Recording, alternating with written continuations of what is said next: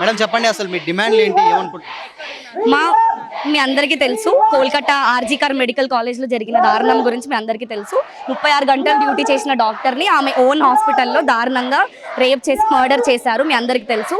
Arrest చేసి ఒక కల్ప్రిట్ని investigation divert చేయడానికి చూస్తున్నారు. అటాప్సీ రిపోర్ట్ చదివిన ఎవరికైనా అది గ్యాంగ్ రేప్ అని అర్థమవుతుంది. సో మా ఫస్ట్ డిమాండ్ అమ్మాయికి న్యాయం జరగాలి. న్యాయం అంటే ఎవరో ఒకరిని అరెస్ట్ చేసి వాళ్ళని హ్యాంగ్ చేయమని ఇన్వెస్టిగేషన్ తప్పుదో పట్టించి గూండాలను పంపించి ఎవిడెన్స్ ట్యాంపర్ చేయడం ఇది న్యాయం కాదు. We demand justice. Second point, special protection force కావాలి. అది ఎప్పుడో 2006లోనే ఇంప్లిమెంట్ చేశారు, కానీ ఇప్పటికీ ఏ గవర్నమెంట్ కాలేజ్కి అది లేదు. థర్డ్, సెంట్రల్ ప్రొటెక్షన్ యాక్ట్ కావాలి. ఎంత ధైర్యం ఒక డాక్టర్ మీద చేయలేపడానికి, ఎంత ధైర్యం, ఆ ధైర్యం ఎక్కడి నుంచి వస్తుంది? సో చట్టం మారాలి. అండ్ లాస్ట్లీ, ఇది డాక్టర్ల పోరాటం మాత్రమే కాదు, ఇది ప్రతి ఒక్కరి పోరాటం, ఇది మన సమాజం పోరాటం. 2012లో నిర్భయ జరిగినప్పుడు ఇండియా మొత్తం రోడ్ల మీద వచ్చి అరిచి గొడవ పెడితే నిర్భయ చట్టం వచ్చింది. ఇంకెన్ని నిర్భయాలు జరగాలి మారాలంటే చట్టం? మనం ఇంకో నిర్భయ అని చెప్పుకోవడం మన సిగ్గుచేటు. ప్లీజ్. అక్కడ ప్రభుత్వం కూడా ఏంటంటే అక్కడ ఉన్నటువంటి సీఎం కూడా వేరే ప్రొటెస్ట్ లో పాల్గొనడం కూడా జరిగింది. దీని మీద ఆమెనే హెల్త్ మినిస్టర్ అండి. ఆమె who is she protesting against? ఏంటి డ్రామా, ఏంటి పాలిటిక్స్? ఒక డాక్టర్ రేపు ఇంత పాలిటిక్స్ కి వాడుకుంటారా? షేమ్. ఎలా ఉండదు అంటే నార్మల్గా ఏంటంటే జూనియర్ డాక్టర్లు అనేసరికి ఇట్లాంటి గతంలో కూడా కొన్ని ర్యాగింగ్స్ అలాంటివి చేసి రేపులు కూడా జరిగిన సంఘటనలు చూసాం.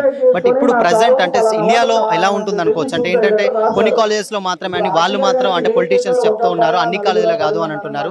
సో మహిళా జూనియర్ డాక్టర్లకి ఎలా ఉంటుంది అసలు? మా కాలేజ్ని పక్కన పెడితే చాలా గవర్నమెంట్ కాలేజెస్లో డ్యూటీ రూమ్స్ లేవు, సీసీటీవీ కెమెరాలు లేవు. ఇప్పుడు సీసీటీవీ కెమెరాస్ ఏంటి ప్రతి ఇంటి బయట ఉంటున్నాయి. ఎంతసేపు పడుతుంది ఇన్స్టాల్ చేయడానికి? సింపుల్ థింగ్ కదా అడిగేది. వాళ్ళకి ప్రాపర్ ఫెసిలిటీస్ ప్రొవైడ్ చేయండి. 36 అవర్స్ ఇలాంటి ఏ హ్యూమన్ బీయింగ్ చేయడండి డ్యూటీ. 36 గంటలు చేయమని అంటున్నారు. మొన్న ఇన్ఫోసిస్ చైర్పర్సన్ 70 అవర్స్ వర్క్ చేయమంటే మొత్తం అవుట్రేజ్ వచ్చింది ట్విట్టర్లో. మేము ఎలా వర్క్ చేస్తాం? Doctors work 100 hours week without proper facilities. This is not done. మేము వర్క్ చేయమనట్లేదు.